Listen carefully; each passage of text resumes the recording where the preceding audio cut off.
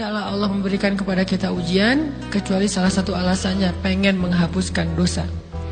Idza kathurat dzunubul 'abdi wa lam yakun lahu min 'amalin liyukaffiraha fabtalahu Allahu bil hazan liyukaffiraha. Kalau seorang hamba banyak dosa dan dia enggak cukup amal untuk mengkifarat dosa-dosanya, Allah akan menguji dia dengan rasa sedih, dengan rasa kecewa, dengan rasa berat, sakit hati untuk mengkifarat dosa-dosanya. Itu yang kita bangun. Sehingga kalau ada masalah sama orang lain, kita memperbaiki diri dulu. Bukan sibuk dengan kesalahan dia terus menerus yang gak mau kita maafin. Misalnya ada teman kita nih, jadi clash sama kita. Hal pertama yang kita bangun, astagfirullahaladzim, saya banyak dosa nih. Tapi kan yang salah dia, ya. Tapi mungkin dia nggak akan mengatakan kalimat itu, nggak akan bersikap kayak gitu kalau kita nggak punya dosa. Allah sengaja mengutus dia untuk menguji kita lewat kata-katanya, lewat perilakunya, karena kita punya dosa. Jadi penyebab pertama diuji itu bukan teman kita yang salah, itu penyebab kedua. Memang dia salah, dan itu harus kita akui, realistis lah. Dia salah, dia nggak pas, dia nggak bijak, dia apa? Oke. Tapi yang mentakdirkan dia salah kepada kita Allah Subhanahu wa taala. Kenapa Allah takdirkan gitu? Karena kita masih punya banyak dosa. Allah kirim kita ujian, bisa manusia, bisa alam, bisa dalam diri kita sendiri. Itu semuanya adalah cara Allah untuk menguji kita dan membersihkan dosa-dosa kita. Ini yang kita bangun pertama. Yang kedua, kata Nabi di dalam hadis Bukhari, "May yuridillahu bihi khairan", yang terkenal kan yufaqihu fiddin, itu yang terkenal. Ternyata ada dua modelnya. Ada may yuridillahu bihi khairan yufaqihu fiddin.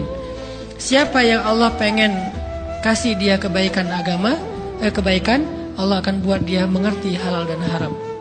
Itu berarti Allah sayang sama dia. Ini satu model hadis. Ada model yang kedua, mirip redaksinya. May yuridillahu bihi khairan yusib min. Hadis Bukhari. Siapa yang Allah pengen ngasih dia kebaikan, Allah uji. Hah? Kok gitu caranya? Ternyata kayak gitu rahasianya. May yuridillahu bihi khairan, may yuridillahu bihi khairan. Siapa yang Allah pengen ngasih dia kebaikan, Allah kasih dia musibah atau ujian. Kenapa bisa seperti itu, Ustaz? Fa inna ma'al usri yusra, inna ma'al usri yusra. Seolah-olah Allah bilang di dalam ayat itu, kalau kalian mau dapat kemudahan, biasanya lewatnya kesusahan dulu. Kalau kalian pengen dapat keberuntungan, biasanya dapatnya kerugian dulu. Tapi keberuntungan dan kerugiannya pasti nggak sebanding. Keberuntungannya jauh lebih besar daripada kerugiannya. Kerugian itu kayak modal doang, DP. Jadi kalau kita mau dapat kejutan dari Allah, Allah kasih kita DP. DP-nya apa? Ujian. DP-nya musibah. DP-nya rasa nggak nyaman. Itu DP tuh. DP terhadap apa? DP dari Allah terhadap hadiah-hadiah besar yang Allah pengen ngasih ke kita setelahnya. Cuman banyak orang yang menolak DP ini. Sama kayak kita misalnya. Kalau kita mau ngasih dia hadiah, kita kasih dia kayak kejutan dulu. Dia lagi ulang tahun nih, disiram air dulu. Setelah itu dikasih hadiah-hadiah yang mahal. Rela nggak disiram air demi hadiah? Rela, udah siramin lagi aja. Kalau setelahnya ada hadiah. Yang kita nggak rela, kalau setelah disiram disuruh bersih-bersih sendiri dan gak dikasih apa-apa, kan gak rela tuh. Berarti ini bab iman. Yakin gak kalau Allah tetap ngasih hadiah? Kan sabar dan iman itu ternyata tahu aman, kembar. Kalau kita yakin Allah ngasih hadiah setelah ngasih kita DP ujian, ya kita akan sabar. Gak apa-apa deh, bentar lagi mau dikasih hadiah, digini-giniin juga gak masalah. Dibully, diapain sama Allah, biarin aja. Ya Allah saya sabar, kan bentar lagi mau dikasih hadiah nih. Ini masalah yakin. Tapi kalau kita gak yakin, apa sih maunya Allah, gitu kan? Begitu kalimat ini keluar, maka yang muncul setelahnya adalah mengeluh, berputus asa, dan gak akan sabar menghadapi ujian. Ujian, kata Nabi, may yuridillahu bihi khairan. Siapa yang Allah pengen kasih hadiah, siapa yang Allah pengen kasih kejutan, siapa yang Allah pengen kasih pertolongan, siapa yang Allah pengen kasih kebaikan, yusib min, Allah akan uji dia dulu. Ini sunnatullah. Sehingga kalau kita lagi diuji, yang kita lihat jangan ujiannya, Apa setelah itu? Gimana ngelihatnya Ustaz? Nggak kelihatan. Dengan mata hati. Istafti qalbak, tanya kepada hatimu, kelihatan nggak? Dengan mata hati. Gimana ngelihat dengan mata hati? Dengan iman. Saya percaya Allah pasti ngasih kebaikan setelah ini. Orang Allah sendiri yang ngomong, nggak ada satu huruf pun di Al-Quran yang salah, apalagi satu ayat, apalagi dua ayat. Fa inna ma'al usri yusra, ditegesin lagi, inna ma'al usri yusra. Tapi usr dulu, baru yusr. Dikasih kesusahan sedikit, dikasih kemudahan yang banyak. Dikasih kesusahan sedikit, dikasih kemudahan yang banyak. Ini yang kita coba bangun, tajdidul iman, bangun memperbarui yakin. Sehingga ketika kita diuji, sedih, wajar. Mengaduh sedikit, bukan mengeluh ya. Kalau mengeluh kan nyalahin Allah. Kalau ngaduh, yang namanya orang dicubit kan, itu ngaduh. Tapi kalau, apa sih maunya Allah? Nah itu ngeluh. Antara mengaduh dengan mengeluh berbeda. Mengaduh, itu manusiawi. Sedih, itu manusiawi. Air mata, bahkan bukan hanya manusiawi, itu rahmat dari Allah. Orang yang gak bisa menangis itu yang bahaya. Kalau kita masih bisa menangis, berarti kita masih peka hatinya. Bukankah anak kecil paling sering menangis? Berarti hatinya peka. Siapa lagi selain anak kecil yang paling sering menangis? Cewek. Cowok itu emang gak punya perasaan, makanya jarang nangis. Cewek dikit-dikit nangis. Jangan bilang, cemen banget sih nangis, cengeng apa. Enggak, karena dia perasaannya lebih peka dari kita. Itulah kenapa Allah menitipkan bayi kepada perempuan. Kalau dititipin ke laki-laki, hancur. Di balik kepekaan perempuan, di balik sensitifnya perempuan, di balik perasaannya yang luar biasa, di situ Allah Subhanahu wa taala menitipkan amanah, dia yang paling baik dalam merawat bayinya. Perempuan secara umum mungkin lebih banyak bicara daripada laki-laki ya. Walaupun ada orang yang perempuan pendiam banget, ada yang nggak ngomong sama sekali, misalnya diem-diem aja, ada. Tapi secara umum perempuan lebih banyak berucap daripada laki-laki. Emangnya ini kekurangan? Bukan. Ini kelebihan. Kalau dia berikan itu dalam hal yang tepat. Apa yang tepat? Mendidik anak. Justru karena perempuan banyak ngomong, lebih baik dalam mendidik anak daripada laki-laki. Laki-laki itu kurang mendidik, kurang mengedukasi kepada anak dengan usia tertentu, karena dia jarang memahamkan.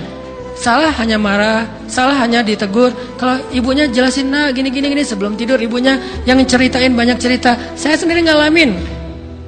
Sering mana seorang ayah sama ibu interaksi sama anak dalam bentuk verbal. Sering ibu. Jadi menangis itu rahmat dari Allah. Gak apa-apa, nangis saja. Dan itu tidak disebut mengeluh. Kamu kok nangis? Kan orang Islam harus sabar. Emangnya nangis dengan sabar itu bertolak belakang? Sabar tetap sabar. Ya nangis jalan aja terus nangis. Nangis pakai nangisnya nggak cuma nangis doang, emotikonnya juga nangis, berderai-derai gitu, sampai air matanya menggenang gitu kan ya, bolehlah. Ditambah lagi dengan visual menangisnya, posting bahwa dia lagi tertusuk duri dengan postingan kaktus atau apalah, dia pengen share ke semua orang bahwa saya sedang sedih, sehingga nanti ketika ada orang yang menghibur dia dengan sedikit kata-kata yang sabar ya segala macam, makin berderai-derai. Itu belum jadi, kecuali dia keluarkan kata-kata mengeluh, baru dia disebut orang yang banyak mengeluh, berputus asa. Kalau mengaduh, wajar. Walaupun ada nabi udah diuji berat gak mau mengaduh, apalagi ngeluh. Zakaria digergaji, mengaduh aja enggak. Kenapa? Karena kata malaikat, kalau kamu mengaduh sedikit aja, maka Allah Subhanahu wa taala akan menghancurkan kaum ini. Dia kasihan kepada kaumnya, gak mau mengaduh. Satu-satunya orang yang kita tidak boleh mengaduh hanya orang tua. Atau itu mengeluh kalau untuk orang tua. Kalau yang lain nggak disebut mengeluh. Kalau ke teman, malas nggak apa-apa. Jangan sering-sering tapi.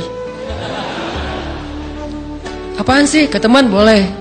Tapi ke orang tua, saja itu bukan lagi mengaduh, itu sudah mengeluh. Khusus untuk orang tua. Kalau diantara manusia. Kalau kepada Allah dan Rasul, pastinya lebih dari itu.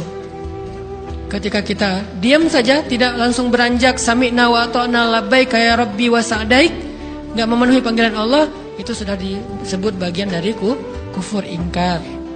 Tapi minimal kita mungkin masih mengaduh, kita masih menangis, kita masih lelah, kita masih merasa lemah. Setidaknya kita tidak mengeluh. Kenapa? Kita percaya Allah kalau mau ngasih hadiah kepada hambanya, DP-nya itu ujian. Dan yakinlah hadiahnya minimal 10 kali lipat lebih baik daripada ujian itu. Minimal, karena nggak ada amal soleh yang dibalas di bawah 10 kali lipat tuh nggak ada. Amal soleh, amal ya bukan niat, amal yang udah kita kerjakan minimal dibalas 10 kali lipat, minimal. Maksimalnya bighairi hisab, tanpa batas. Bighairi hisab, tanpa batas. Ada yang 700 kali lipat kayak sedekah, tapi tetap aja ayat sedekah di akhirnya ujung-ujungnya apa? Bighairi hisab juga kan? Berarti sedekah itu minimal dibalas 700 kali lipat, minimal. Kalau kita yakin. Selalu syaratnya kalau kita yakin. Dan saya ngebuktiin itu, Bang.